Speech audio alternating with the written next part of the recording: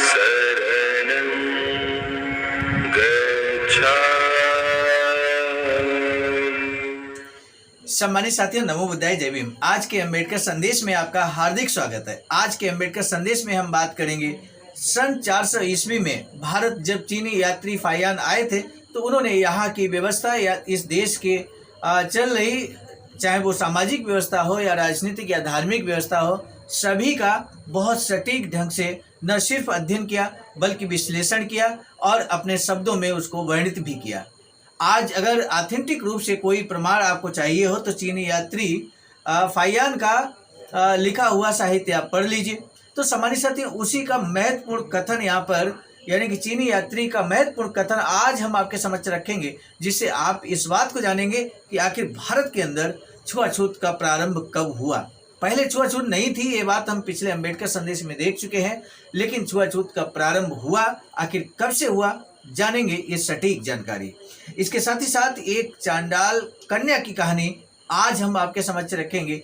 चांडाल कन्या राजा के दरबार में जाती है, तो क्या कुछ वहाँ पर होता है, क्या कुछ उसके साथ घटित होता है, आज के इस अम्बेडकर संदेश में हम आपके समक्ष प्रस्तुत करेंगे। आज का अम्बेडकर संदेश भाषा डॉक्टर अम्बेडकर संपूर्ण भाग में खंड 14 से लेकर हम उपस्थित हो चुके हैं। अछूत कौन थे और वे अछूत कैसे बने, इसी मुख्य शीर्षक के तहत इस समय हम जान रहे हैं कि बहिष्कृत व्यक्ति अछूत कब बने। आज का अम्बेडकर संदेश ये जानने में बहुत मदद करेगा कि आखिर हमारा समाज छुआछूत का शिकार बनना कब से शुरू हुआ। तो आज के इस अम्बेडकर संदेश को अंत तक जरूर वॉच कीजिए। यदि आप बीच में स्किप कर देंगे तो संभवतः आधा अधूरा नॉलेज रहेगा। हम चाहते हैं कि यदि आप सुने तो पूरा अम्बेडकर संदेश, नहीं सुनने का इरादा है तो अभी आप रोक दीजिए क्योंकि आधा अधूरा नॉलेज घातक होता है, ऐसा कहा जाता है। BBAIC सारनाथ, वाराणसी, राज्य उत्तर प्रदेश, देश भारत के सौजन्य से आज के अम्बेडकर संदेश में, जो कि वहाँ से प्रसारित किया जा रहा है, आपका हार्दिक स्वागत है।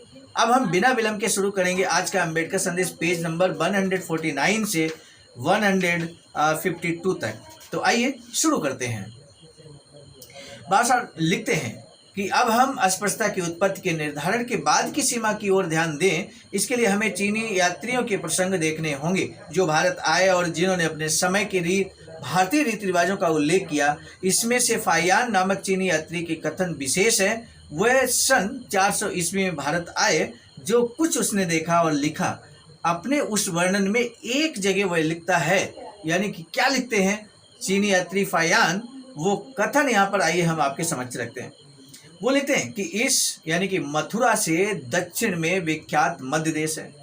यहाँ की जलवायु उष्ण और समशीतोष्ण है।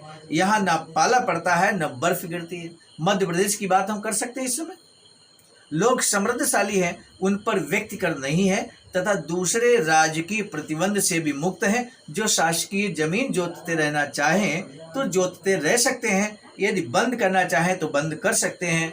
राजा बिना शारीरिक दंड के शासन करते हैं। अपराधियों को परिस्थिति के अनुसार हल्का या भारी जुर्माना किया जाता है। बार बार विद्रोह करने पर भी केवल उनका दाहिना हाथ ही काटा जाता है। राजा के दाएं रहने वाले उसके अंगरक्षकों का निश्चित वेतन है। देश भर में केवल चांडालों के अतिरिक्त कोई भी न किसी जीव की हत्या करता है, न सुरापान करता है और न लहसुन या प्याज खाता है। चांडालों को कुपुष कहा जाता है। ध्यान दीजिए, चांडालों को कुपुष कहा जाता है। वे दूसरों से अलग रहते हैं। यदि वे बस्ती या बाजार में प्रवेश करते हैं तो वे अपने आप को पृथक करने के लिए लकड़ी के टुकड़े से एक विशेष प्रकार की आवाज करते हैं। सम्मानित साथियों, यही शुरुआत है जो एहसास दिलाती है छुआछूत की। लोगों को उनके आगमन का पता लग जाता है, वे उनसे बचकर चलते हैं। इस प्रदेश में लोग न सूअर पालते हैं न मुर्गी। ये पशुओं का क्रय विक्रय भी नहीं करते। इनके यहाँ खुले बाजारों में न पशु बधशालाएं हैं और न शराब की दुकानें हैं। क्रय विक्रय में ये कौड़ियों को उपयोग करते हैं। चांडालों का काम है केवल शिकार करना और बेचना। क्या इस उद्धरण को फाहियान के समय अस्पृश्यता की उपस्थिति का प्रमाण स्वीकार किया जा सकता है?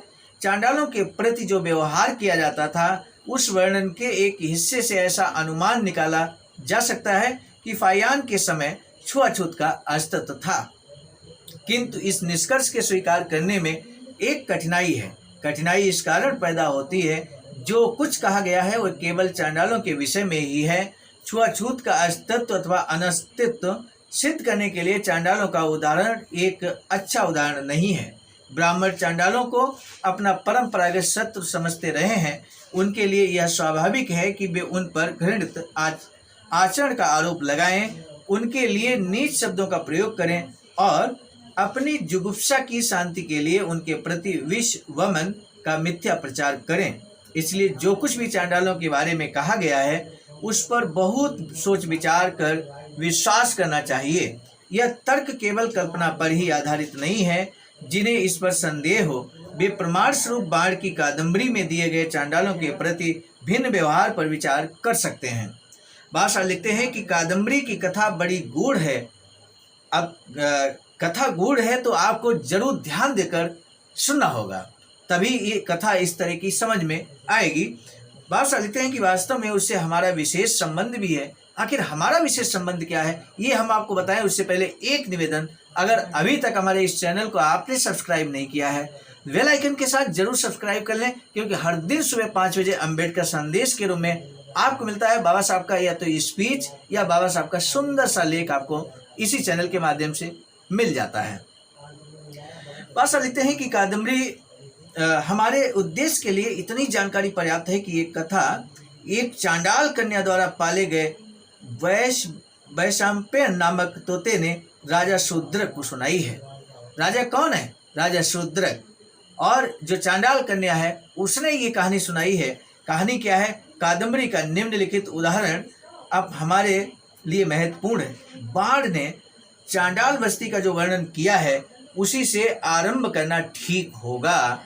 वह इस प्रकार है, यानी कि चांडाल कन्या के बारे में यहाँ पर बाण ने चांडाल बस्ती का जो वर्णन किया है उसको जानना बहुत जरूरी है, बहुत दिलचस्प है। मेरे साथियों, अंत तक वीडियो को वॉच कीजिए, धैर्य के साथ वॉच कीजिए, ये हमारा विशेष निवेदन आपसे है।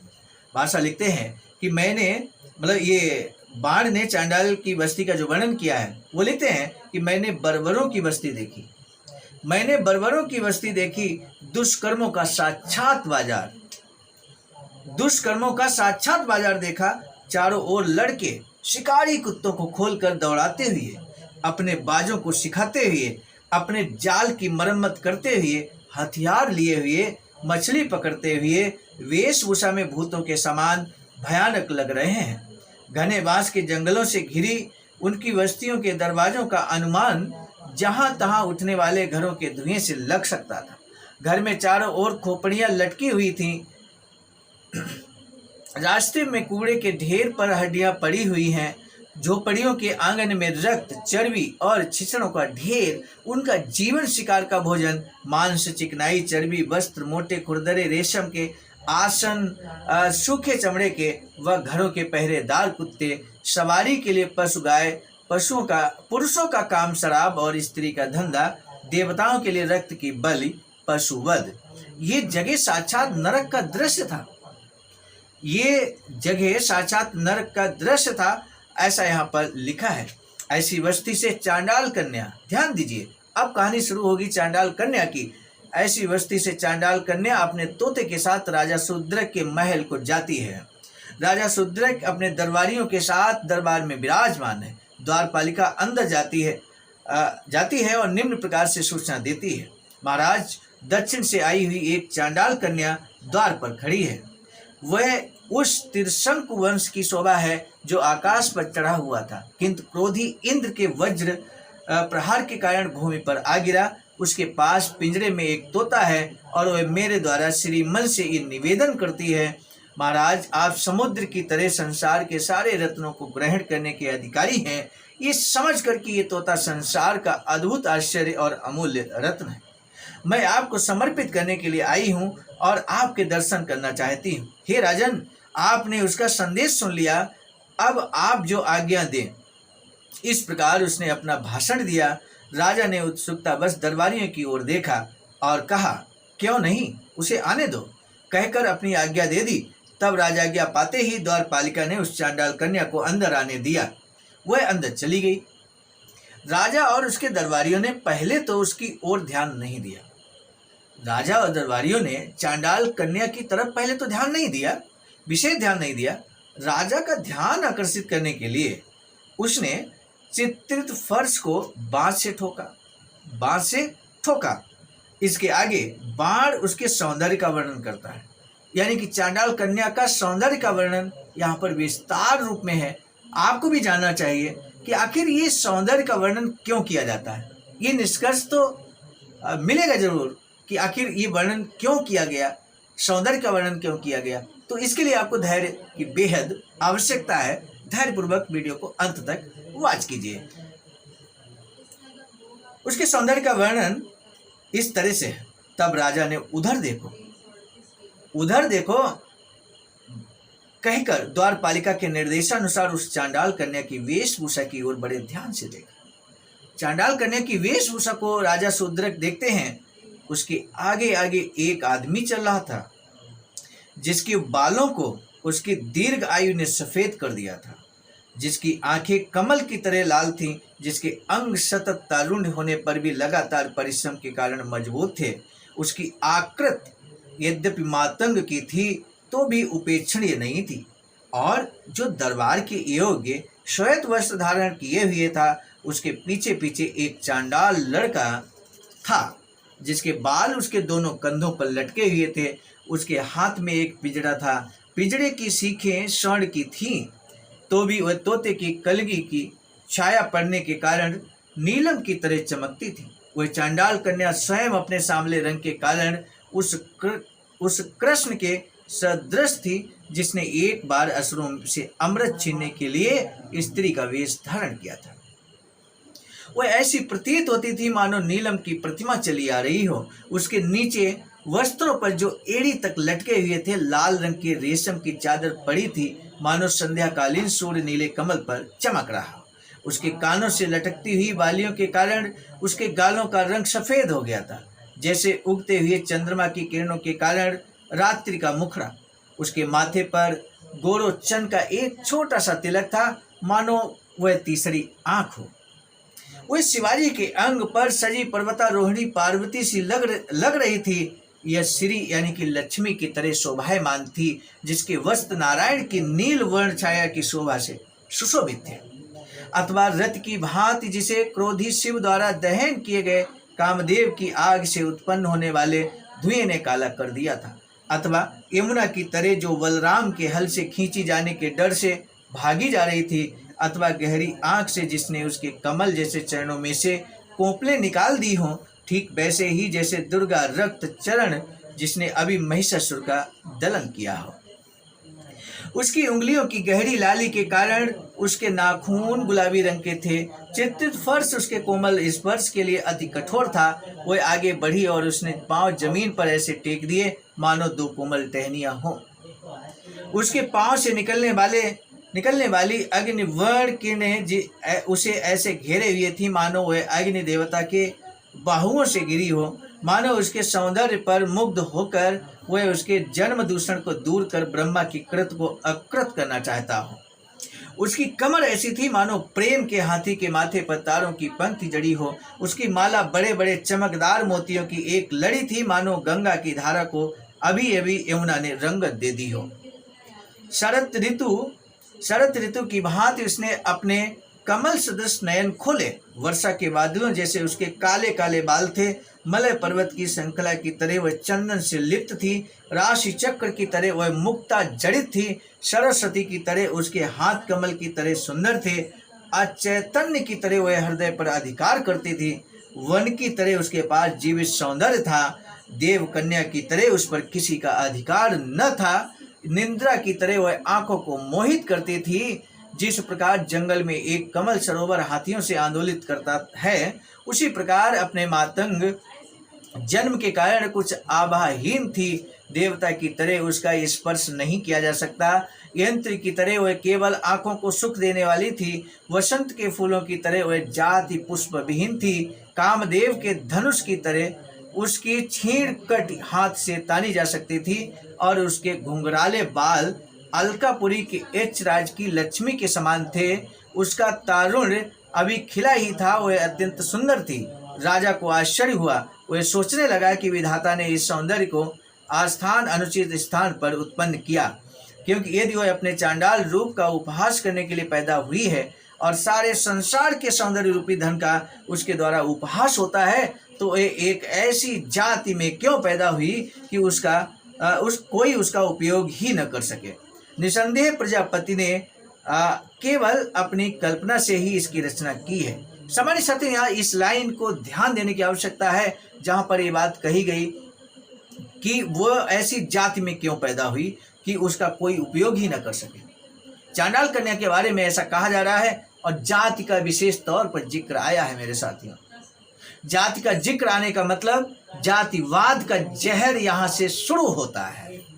सामान्य साथियों, आगे लिखा है, ध्यान देने की आवश्यकता है, लिखा है कि उसे डर रहा कि मातंग जाति के स्पर्श से कहीं उसे दंड ना भोगना पड़े, अन्यथा ये अछूत सौंदर्य तो हाथ से बनाए अंगों में आ ही नहीं सकता। कहाँ से आया? और यद्यपि उसका रूप सुंदर है तो भी अपने जन्म की निष्ठा के कारण वह मृत लोक की लक्ष्मी की तरह देवताओं की निरंतर निंदा का कारण है तथा अपने सौंदर्य के ही कारण इस प्रकार की विचित्र रचना करने वाले ब्रह्मा के मन में भय का संचार करती है। भाषा आगे लिखते हैं कि जिस समय रचना इस प्रकार विचार कर रहा था, वह कन्या बड़े विश्वास के साथ, जो उसकी आयु से परे की चीज थी, यानी कि आयु में बहुत बड़ा अंतर था, राजा के सामने झुकी। वह कानों तक फूलों से लदी हुई थी। जिस समय वह प्रणाम करके जड़ित फर्श पर आगे बढ़ी तो उसके सेवक ने वह तोता लिया जो अभी पिंजरे में ही था और 2 बार कदम आगे बढ़ाकर उसे राजा को दिखाते हुए कहा। राजा को दिखाते हुए क्या कुछ कहा उस तोते के बारे में जानना बहुत जरूरी है, बहुत दिलचस्प है। लेकिन ये अम्बेडकर संदेश लंबा हो चला है, इसलिए आज के अम्बेडकर संदेश को हमें यहाँ रोकना पड़ेगा। सामान्य साथियों, हमें खेद है कि ये कहानी का निष्कर्ष और विश्लेषण हम आपके समक्ष नहीं रख पाए, लेकिन इस कहानी का विश्लेषण ही बहिष्कृत व्यक्ति अछूत कब बने, ये इसका आंसर आपको मिलेगा। और लास्ट इस खंड 14 का अंतिम अम्बेडकर संदेश कल लेकर हम उपस्थित होंगे और ये किताब समाप्त हो जाएगी, यानी कि ये वॉल्यूम नंबर 14 समाप्त हो जाएगा। एक बार पुनः आपसे निवेदन है, जिन साथियों ने वीडियो को अंत तक वॉच किया है वो हमारे सच्चे आवाज का ऑफिशियल के ऑडियंस हैं, मिशनरी साथी हैं, अंबेडकर बुद्ध के अनुयायी हैं। सम्मानित साथियों, आप उचित सलाह दे सकते हैं क्योंकि आप बुद्धिजीवी साथी हैं। हमें आप पर पूरा भरोसा है। अब हम बाबा साहब डॉक्टर अंबेडकर संपूर्ण वाङ्मय का कौन सा खंड शुरू करें?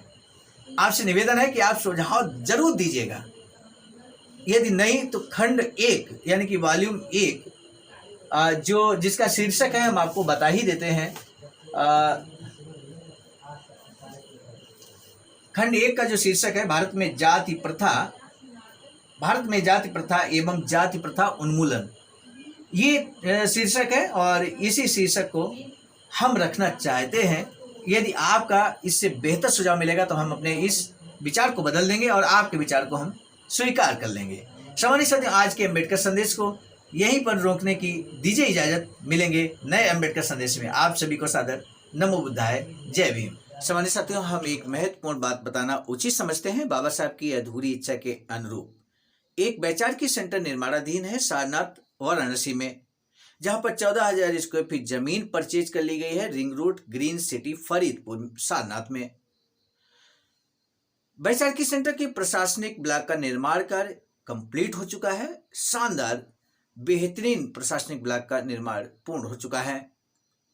आगे अब मुख्य भवन को बनाने की बारी हम सबकी है और इस हेतु आप दिए गए अकाउंट नंबर पर अपना अमूल्य योगदान कर सकते हैं। आज का अम्बेडकर संदेश हम लेकर उपस्थित हुए थे मिशन नायक बुद्ध मित्र मुसाफिर सर, राष्ट्रीय अध्यक्ष आवाज का नई दिल्ली की प्रेरणा में प्रस्तुत करता क्रम में मैं स्वयं सर्वजित आर्य, राष्ट्रीय मीडिया प्रभारी, IIT सेल आवाज का नई दिल्ली। मिलेंगे नए डॉक्टर अम्बेडकर संदेश में, तब तक दीजिए इजाजत। आप सभी को सादर नमो बुद्धाय, जय। सामान्य साथियों, यदि आप हमारे इस चैनल आवाज का ऑफिशियल, जिस पर नियमित सुबह 5 बजे डॉक्टर अम्बेडकर संदेश आपको मिलता है, आप हमारे इस चैनल को सपोर्ट करना चाहते हैं तो हमारा आपसे निवेदन है कि आप हमारे इस चैनल को सब्सक्राइब कर लें, वीडियो को शेयर, लाइक, कमेंट जरूर करें।